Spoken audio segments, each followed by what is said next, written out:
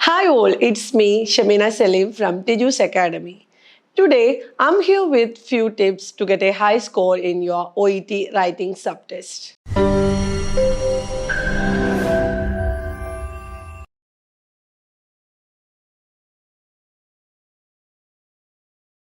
നിങ്ങൾ ഏതൊരു എക്സാമിന് പോകുന്നതിന് മുന്നേയും നിങ്ങൾക്ക് ചെറിയ ബേസിക് പ്രിപ്പറേഷൻസ് ആവശ്യമുണ്ട്. ആദ്യമായി നിങ്ങൾ ചെയ്യേണ്ടത് ഇത്രമാത്രം: learn about the test overview and structure. ഒരു എക്സാമിൻ്റെ സ്ട്രക്ചർ നിങ്ങൾക്ക് പ്രോപ്പറായിട്ട് മനസ്സിലാക്കുകയാണെങ്കിൽ, അല്ലെങ്കിൽ അതിന് എന്താണ് അവർ അസസ് ചെയ്യാൻ പോകുന്നത് എന്ന് നിങ്ങൾ മനസ്സിലാക്കി വെക്കുകയാണെങ്കിൽ, നിങ്ങൾക്ക് നന്നായി ക്വസ്റ്റ്യൻ ഫോക്കസ് ചെയ്യാനും എഫക്റ്റീവായിട്ട് ആൻസർ ചെയ്യാനും പറ്റും. ഒരു എഫക്റ്റീവായിട്ടുള്ള സ്റ്റഡി പ്ലാൻ ക്രിയേറ്റ് ചെയ്യുക. നമ്മളെല്ലാവരും വർക്ക് ചെയ്യുന്നവരാണ്, നമുക്ക് ഒരുപാട് വർക്ക് ലോഡ് ഉണ്ട്.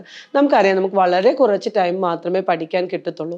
ഇനി നിങ്ങൾക്ക് എത്ര ദിവസമുണ്ട് ഇനി OET എക്സാം എഴുതാൻ, അല്ലെങ്കിൽ നമ്മുടെ ഗോൾസ് എന്താണ്, എത്രത്തോളം ടൈം വേണം എനിക്ക് ദിവസവും റിവൈസ് ചെയ്യാൻ, ഈ കാര്യങ്ങളൊക്കെ ഒന്ന് മനസ്സിലാക്കുക. അതിനനുസരിച്ച് കുറച്ച് ഫ്ലെക്സിബിളായ ഒരു ടൈം ടേബിൾ ക്രിയേറ്റ് ചെയ്യാൻ ശ്രമിക്കുക. നമ്മളെല്ലാവരും ടൈം ടേബിൾ ഉണ്ടാക്കും, പക്ഷെ നമുക്കൊരു അബദ്ധം പറ്റാറുണ്ട്. കുറേ കാര്യങ്ങൾ അതിലേക്ക് കുത്തി നിറയ്ക്കും. നമ്മൾ അങ്ങനെ ചെയ്യാതെ നമുക്കും കൂടെ റിലാക്സേഷനുള്ള ടൈം കണ്ടെത്തി ഫ്ലെക്സിബിൾ ആയിട്ടുള്ള ഒരു ടൈം ടേബിൾ ഫ്രെയിം ചെയ്യുവാണെങ്കിൽ നമുക്ക് കുറച്ചുകൂടെ എഫക്റ്റീവായിട്ട് OET ക്രാക്ക് ചെയ്യാൻ പറ്റും. No your self and sharpen your skills through practice test. നിങ്ങൾക്കറിയാം നിങ്ങളുടെ സ്ട്രോങ് പോയിന്റ് എവിടെയാണ്, നിങ്ങളുടെ വീക്ക് പോയിന്റ് എവിടെയാണെന്ന്.